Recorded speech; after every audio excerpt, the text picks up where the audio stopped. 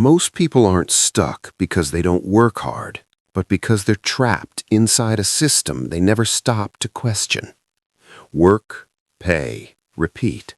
Time passes, years go by, and the feeling is always the same, moving a lot, only to end up in the same place.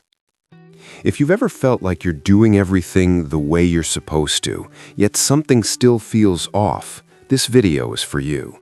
Because today we're not going to talk about easy money, shortcuts, or unrealistic promises. We're going to talk about how the middle class can start breaking out of the financial cycle that keeps them busy, exhausted, and always at the edge, through real changes, realistic changes, within reach of more people than you might think.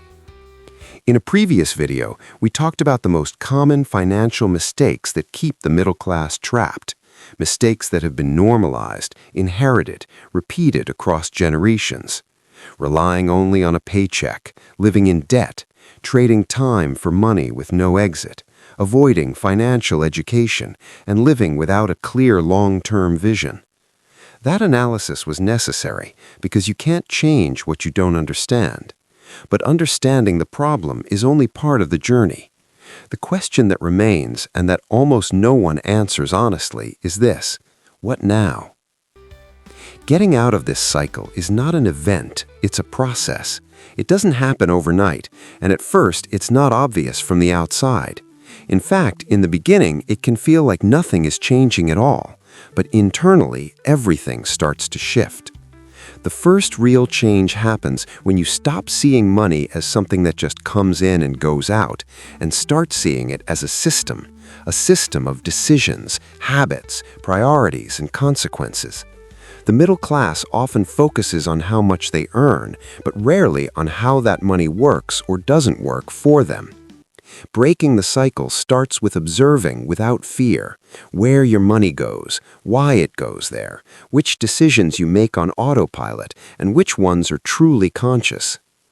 The second change is creating margin, financial margin, but also mental margin. The middle class lives at the limit because everything is committed: income, time, energy. There's no space to think, only to react. And without margin, there's no strategy. Creating margin doesn't always mean earning more. Many times it means using better what you already have, reducing noise, cutting expenses that add no real value, simplifying. Not as punishment, but as freedom. Because when you have margin, you recover something essential, the ability to choose calmly. The third change is redefining what progress really means. For years, we were taught that progress looks like having more visible things, bigger, newer, more expensive. But that kind of progress often comes with more pressure, more debt, and more dependence. Breaking the cycle means changing the question. It's no longer what can I buy now, but what gives me more freedom in the future. And that kind of freedom is rarely visible on social media. It's not showcased or applauded, but it's felt. It's felt when not everything depends on a paycheck. It's felt when an unexpected expense doesn't destroy you. It's felt when you start sleeping better.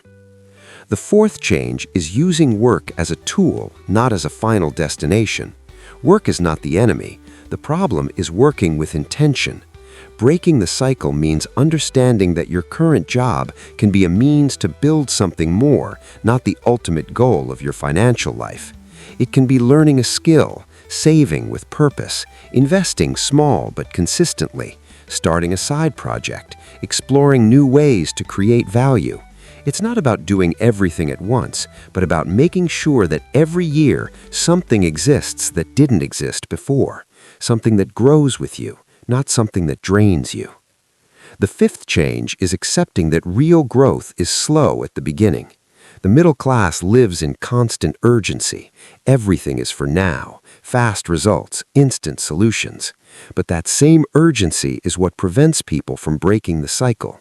What truly changes your financial situation requires time, repetition, and patience, learning, making mistakes, adjusting.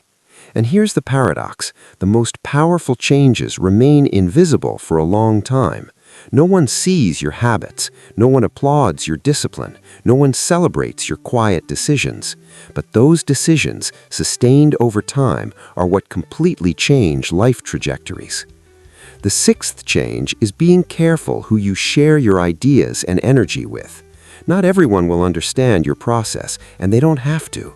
The middle class is often surrounded by narratives that normalize stagnation, constant complaining, and that's just how life is. Hearing that every day shapes your expectations more than you realize.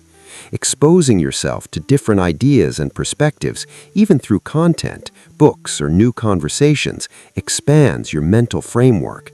It doesn't change you overnight, but it opens doors you never even considered before. The seventh change is stopping the wait for perfect conditions. Most people postpone important decisions while waiting for more time, more money, more security. But the reality is you're almost never fully ready. The system keeps you busy, tired, and distracted. Breaking the cycle means starting anyway, even with doubts, even with fear. You don't need absolute certainty, you need direction. You don't need guarantees, you need coherence. Every small step weakens the inertia that once kept you stuck. The eighth change is protecting your mental energy. Constant financial stress doesn't just affect your bank account, it affects the way you think. It makes you reactive, conservative, short-term focused. Breaking the cycle also means learning how to rest, disconnect from the noise, and think clearly. An exhausted mind doesn't build a future, it only survives the present. And no one escapes a cycle from a state of permanent exhaustion. The ninth change is understanding that not all sacrifices are intelligent.